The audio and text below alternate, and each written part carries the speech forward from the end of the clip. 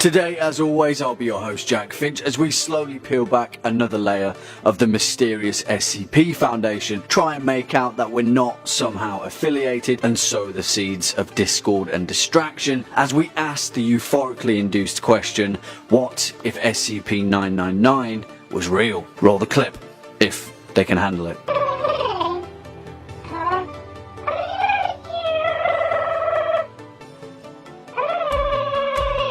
What would our species do if there was a substance that induced pure elation, so powerful that it could bring someone from the brink of suicide to complete and utter joy? What would the world be like if we had access to unbridled, unfiltered happiness? Would it be a good thing? Would we really be happy?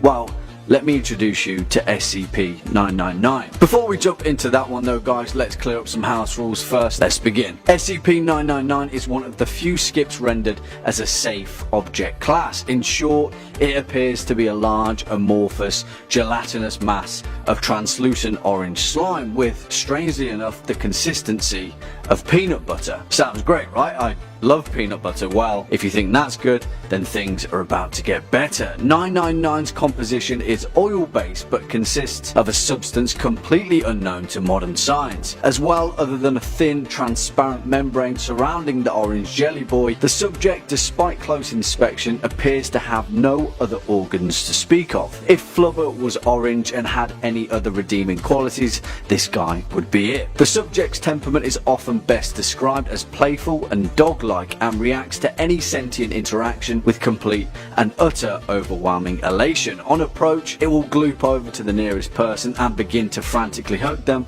with a pair of pseudopods, all the while emitting incredibly cute high-pitched cooing noises and gleefully nuzzling at their face. If that's not joy-inducing enough, SCP-999 is reported to emit a specific pleasing odor that differs depending on whoever it interacts with. Recorded scents have included chocolate, fresh laundry, bacon, roses and Play-Doh, and has also been noted to expel odors that evoke a childlike nostalgia with the recipient. This is where the mechanics of SCP-999 become a little too good to be true. What would we do to deserve such a weird ball of complete and utter joy? Simply touching 999's surface causes an immediate euphoria, intensifying the longer one is exposed to its presence and having a prolonged effect long after separation from the creature. While the creature will seemingly interact with anyone, it appears to have a special interest in those that are unhappy or hurt in any way. There are several instances where people suffering from crippling depression have returned with a completely positive outlook on life after interacting with SCP-999. So much so that the Foundation have even considered the possibility of marketing the creature's slime as an antidepressant. And then we get to the crux of our question, the implications of how humanity would respond to such an overwhelmingly positive bundle of joy and mankind's propensity towards exploitation.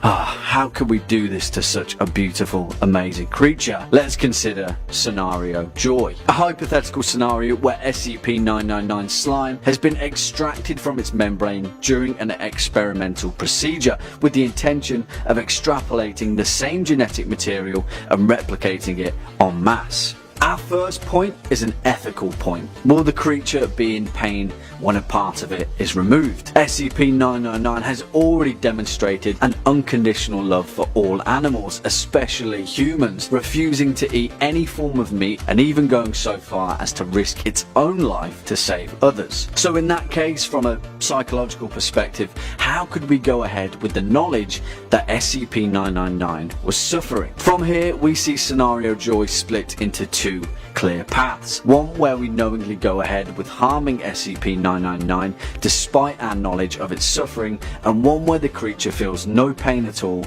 and is completely fine with giving a part of itself for the benefit of humanity. In the latter case, we're all good to go and the planet will rapidly become a much more peaceful utopian place thanks to the joy and bottled elation gifted to us from the benevolent SCP-999. We'd be under the influence of a golden age of humanity humanity. We'd finally put aside our differences, disarm the planet's nuclear arsenal, and work together for the benefit of the species. Or would we? Put a pin in that one because that's a pretty gigantic subject. The former though, where we know that SCP-999 is in pain but we go ahead anyway, is a much more stark reality and a lot closer to the bone than we would actually realise. What if SCP-999 was essentially a finite resource, and the more we took from it, the less joy it would be able to expend? As demand increased for joy, the more genetic material we'd have to take from the creature, eventually depleting it to a smaller, less euphoric version of itself. Or say that the more we exploited 999, the more its initial design would change. Imagine a lifeless,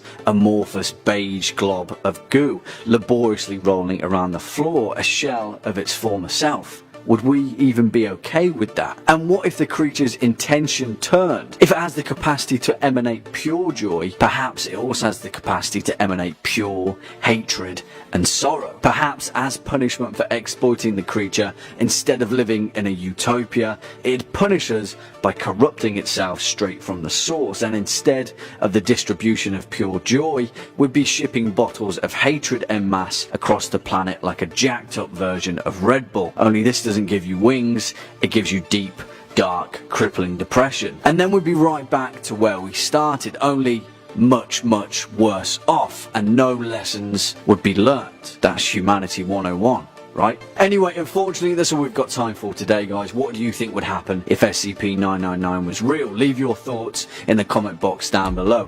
If you enjoyed this video, go ahead and give it a thumbs up. As always, you've been watching Life's Biggest Questions. I've been your